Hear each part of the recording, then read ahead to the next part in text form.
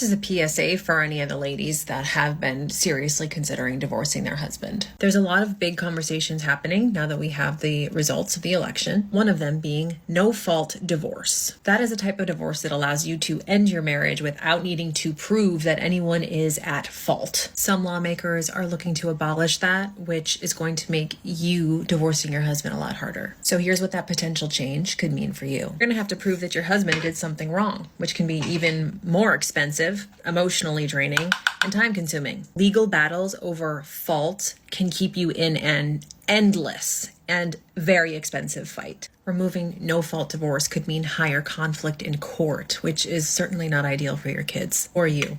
Without no-fault divorce, you lose the freedom to decide when to leave your marriage. Your private decision could be left up to someone else's idea of what's right. So if you're unhappy in your marriage, now might be the time to act. Protect your right to choose what is best for you and your kids before it's taken away. Because the reasons that you want to leave your marriage are no one else's fucking business. What's happening in this country and the meltdown from women is epic. I've never seen a bigger bunch of sore losers that are so emotional and cannot make the right decisions for themselves.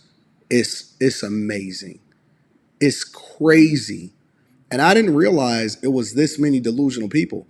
I mean, I knew that this race wasn't close, and I called it and I said that Trump was going to have a landslide victory. I've been preaching this to the mountaintops since she jumped in the race, and I think that Biden would have done a little bit better. Not saying that he would have beat Trump, not even close. He wouldn't have won any of the states anyway. But maybe he would have got a little bit more of the popular vote, because we know that it's a lot of people that are not by default, men and women, going to choose for a woman to lead them. If they go into a job and they just so happen to have a woman as a supervisor, cool. No worries, ain't tripping about it, not a big deal.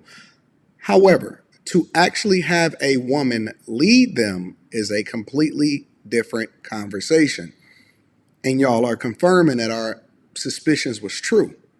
You've confirmed that with all of your stability that you think that you had, and your education and your enrollment and your student loans and your bad debt and your evictions and repossessions, that we were right.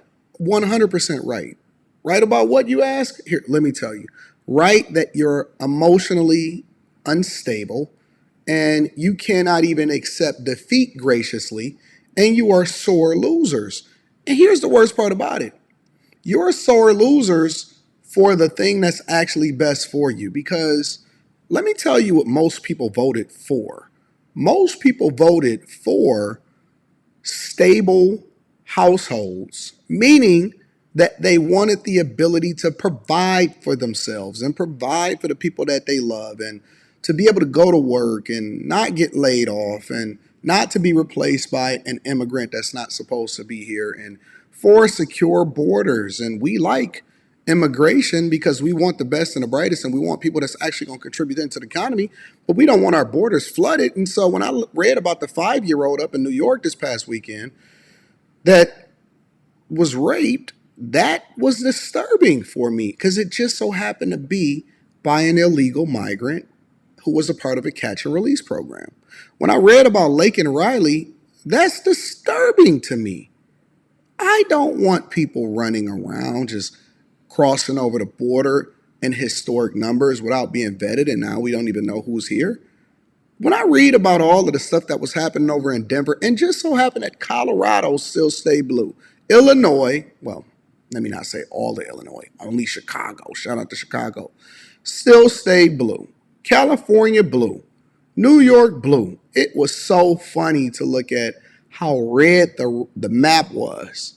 It was so red.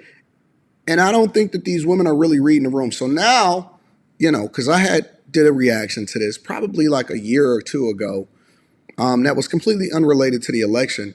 And I was hearing all of these women talking about this 4B movement. We don't care. We don't care. Listen, if you're determining whether or not you're going to get a divorce by what happens in the state laws, and that means that you wasn't supposed to be in a relationship in the first place. And it's a lot of men. That's the reason why that whole, and I don't necessarily rock with them dudes, because I think that there's extremes on both sides. But that's the reason why white men decided to create the men going your own way. And here's the real interesting part about it, is that all races of women that embrace this toxic feminism that has basically poisoned your mind are melting down. It's not just black women, it's white women, it's Hispanic women, it's African women, it's women everywhere that is melting down. It is hilarious. It is absolutely hilarious because there's other women, because Trump wasn't going to win this election just by one gender. You know what I'm saying? There's other women said, nah, I don't really want what y'all selling. It's hard out here and we can't survive and we can't pay our bills. And we got to ask the government for student loan forgiveness in order to be able to survive.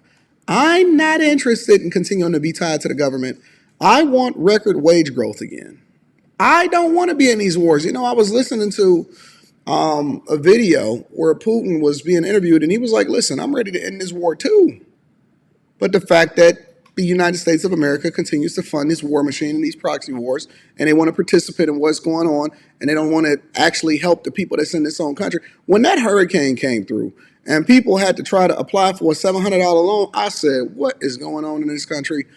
This country has been failing for a long time. I've been covering the Biden administration, the Kamala Harris, since 2021. And from the get-go, they were saying in the office that she was difficult to work with. From the get-go, they were saying that she was the worst vice president of all time. And then out of nowhere, we're supposed to just vote for this woman who was picked for you. And just because y'all was over there at the Democratic National Convention pulling out all of the stops, and just because y'all pulled out all of y'all little stars, and we know them to be court gestures, you think that they're the people that's supposed to speak for us, and they all went back to their mansion with their payments, and we seen the black church fall in line and all of this stuff. People was not getting on board. And if y'all can't read the room and you think that people are going to continue to follow y'all down this hellhole that y'all take in this country, y'all the reason why we in this situation in the first place with Biden, and we had unprecedented peace and success over the 4 years that Trump was in office. And then y'all tried to engage in election interference. And it's funny. It's funny because nobody went for it. Nobody went for it. People woke the hell up. I still don't even believe that Biden got 81 million votes, 12 million more votes than Obama. Get the hell out. During the pandemic, get the hell out of here. You're not convincing me of that. You're not going to ever convince me of that. And the country still tends to be conservative. It still tends to be conservative. So if y'all want to move on, have a good day. But I'm telling you, I'm going to be drinking on your tears as you walk out. But go on over there to one of some of these other countries and see how it play out for you. Go over there. Go on, Clevis. We cool with it. We ain't tripping about it. I can't wait to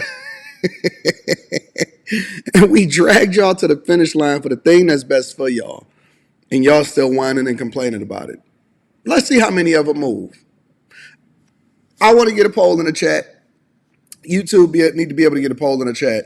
I always like to give credit to the content creators, so that link is going to be down in the description. Make sure y'all get y'all Teach Hanley 40% off your first order, 20% off of life. Also, tap into the Patreon. Link is in the description. And get your tickets. Come and kick it with me December 14th in Detroit. Discount code Anton. It's going to be lit. I love y'all. I appreciate y'all. Thank y'all for continuing to rock with me.